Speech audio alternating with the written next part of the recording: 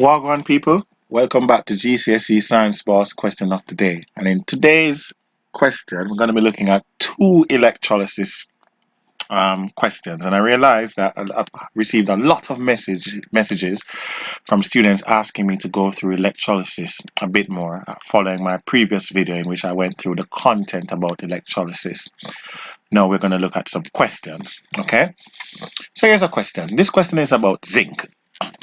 Figure 1 shows the electrolysis of molten zinc chloride. All right, you have your negative electrode, you have your positive electrode. All right, just remind yourself of the names of these electrodes. Don't panic. All right, so remember, positive is anode, and your negative electrode is your cathode. So you can use that mnemonic to help you remember. So positive, that is your anode, and your negative, that is your cathode. Good. All right, so we're learning as we're going through questions. So zinc chloride is an ionic substance. Why is it ionic? You have a metal bonded with your non-metal. Good. Complete the sentence.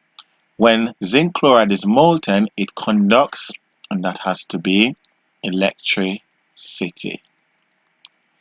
Okay, good. Next up, zinc ions move towards the negative electrode where they gain electrons to produce zinc. Name the product formed at the positive electrode. So, see your chloride ion is going there. It's going to form chlorine gas. Okay, it's going to form chlorine gas, Cl2. Alright, I've just added that to remind you of the formula. It's a common formula that students always mistake. Alright, always make mistake with the formula for chlorine gas. It's Cl2, it's diatomic. Alright, now it says here, explain why zinc ions move towards the negative electrode. So why is it that the zinc ions are moving towards the negative electrode for 2 marks, and it asks you to explain. So the first thing, you need to identify that zinc is positive. Okay, and if zinc is positive and this is negative, we know therefore that opposites attract. So zinc is positive, and since opposite charges attract,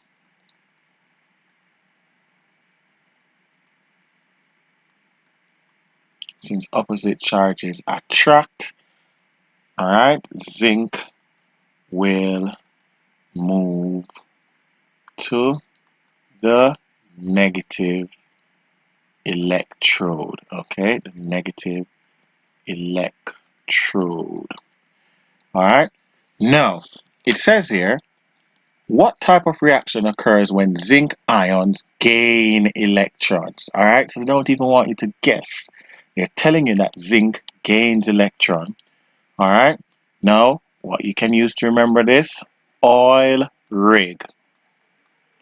All right, so oil rig states that oxidation is the loss of electrons.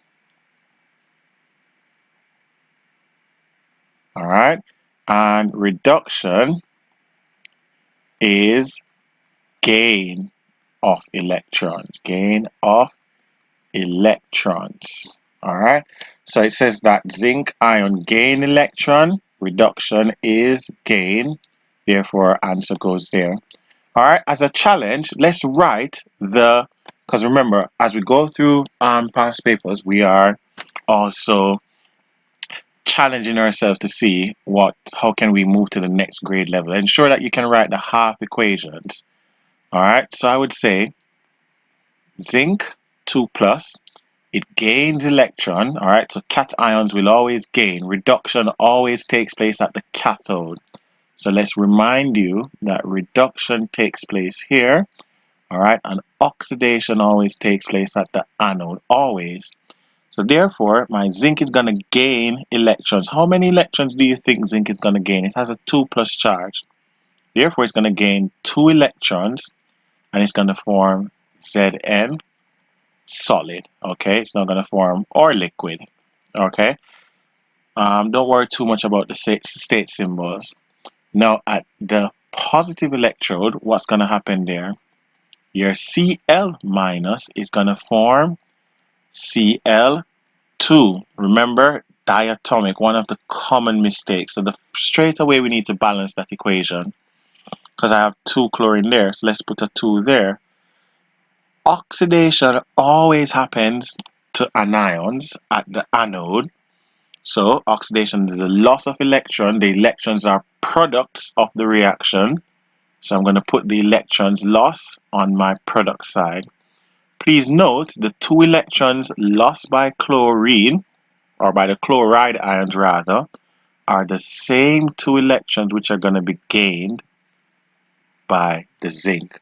That's why you now have electricity flowing. Okay, good. So, well done for keeping track. On to the next question. Magnesium chloride can be electrolyzed. The diagram below shows 2 experiments for electrolyzing magnesium chloride. So you have experiment 1, experiment 2, you have your positive, your negative. Alright, so remember, we are not going to panic. Positive is our anode, negative is our cathode. Okay, good. Alright, I'm noticing that I have molten magnesium chloride here, but here I'm noticing that I have aqueous magnesium chloride. It's dissolved in water. So straight away, that's flagging up in my head. Ding, ding, ding, ding, ding. It's flagging up. Water is present, which means therefore I now have 4 ions. I have magnesium 2 plus from the magnesium chloride. I have Cl minus from the magnesium chloride. Now I'm going to have H plus. Where's that coming from? The water, the H2O. And I now have OH minus. That's coming from the water molecule. Because when water is split, hydrogen is produced, H plus, and OH minus is also produced. So that's where I'm getting those 2 extra ions from. On this side, I only have Mg2 plus and Cl minus, as it is molten. Okay? Anyways, so that's just some information I'm getting there. I'm annotating from the information there. Explain why magnesium chloride must be molten or dissolved in water to be electrolyzed. So the first thing that we need to say is that magnesium chloride is ionic. Magnesium chloride is ionic. How do you know it's ionic? It's ionic because it's a metal and a non-metal. You have a positive and a negative end, okay? So when it's ionic, when dissolved in water, okay, so when dissolved in water or molten, the ions, and that's very important. You cannot say electrons, you cannot say molecules. You must state the ions are free to move, because what you need for electricity to travel is a flow of electrons or ions, okay? A flow of charge, and ions have a charge. So the ions are free to move, and they can, they can carry a charge, okay? When it is solid, these ions cannot move, okay? So when it is solid, those ions cannot move. All right, next question. I think that was worth 2 marks. So you get 1 mark for talking about the ions are free to move, the next mark for stating that they can carry a charge. All right, next up, explain. So when you hear the word explain, you need to think about the why. Okay, explain how magnesium is produced at the negative electrode in experiment 1. So why is magnesium produced there? So firstly, we need to state that magnesium has a 2 plus charge. Okay, which means which means it is attracted to the negative electrode. Okay, so it's attracted to the negative electrode. Alright, so it's attracted to the negative electrode. Good. Now what happens when it gets to the negative electrode? It gains 2 electrons and becomes magnesium atom.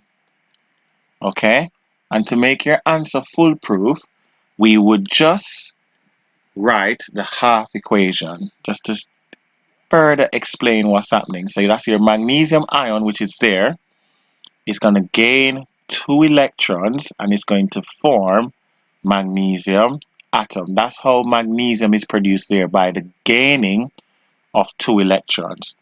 Alright, now in experiment 2, a gas is produced at the negative electrode. So notice now at the negative electrode in experiment 1 you were getting magnesium.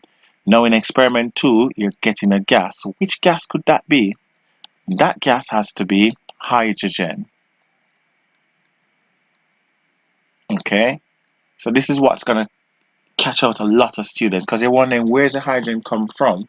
It's coming from the water. Okay, next up, suggest why magnesium is not produced at the negative electrode in experiment 2 in comparison to experiment 1. Why are we getting hydrogen? Okay, so why is magnesium not produced? And this is because, okay, because hydrogen is present and it is less reactive, reactive. Okay, so it's less reactive. Think about your reactivity series. Hydrogen is all the way down at the bottom, magnesium is at the top. Okay, and complete and balance the half equation. So straight away, Cl2, we just did that before. Okay, so we need to put a 2 there. It's going to lose electrons. The electrons are product. Since you're losing it, it's going to be 2e minus. Okay, now thank you for watching. I apologize for my poor penmanship, but I hope you were following. Alright, make sure you're subscribing. That's how you're going to support the movement. And make sure you're going to my TikTok account and make sure you're telling your friends. Alright, all the best in your GCSE, and I hope you enjoy the weekend. Alright, all the best.